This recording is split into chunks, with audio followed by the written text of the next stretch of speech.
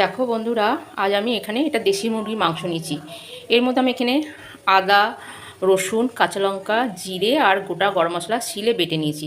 তারপরে কাঁচা পেঁয়াজ নিয়েছি আর একটা টমেটো কুচি নিয়েছি, একটুখানি কাশ্মীরি চিলি নিয়েছি, স্বাদ মতন চিনি, পরিমাণ মতন নুন আর হলুদ নিয়েছি।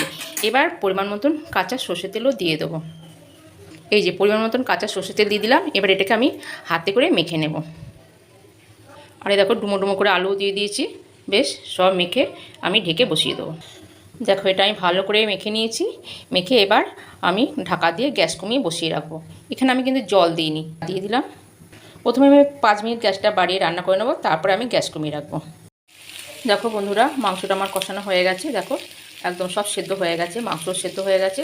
এই দেখো তেল ছেড়ে দিয়েছে, দেখো সব হয়ে গেছে। দেখো এবার সামান্য একটু জল দেবো, হালকা গামাখা গামাখা করবো, তো রুটি দিয়ে খাবে তো। দেখো বন্ধুরা, এটা আমার হয়ে গেছে, একটু গামাখা গামাখা করেছে। এবার একটু ঘি দিয়ে মিশিয়ে নেব। দেখো বন্ধুরা, এটা আমার হয়ে গেছে।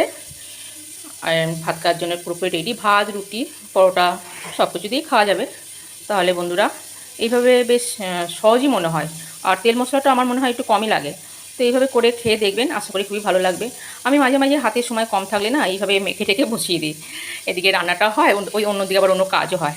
তাহলে বন্ধুরা, এই পর্যন্ত। ভালো থাকবেন, সুস্থ থাকবেন, নমস্কার।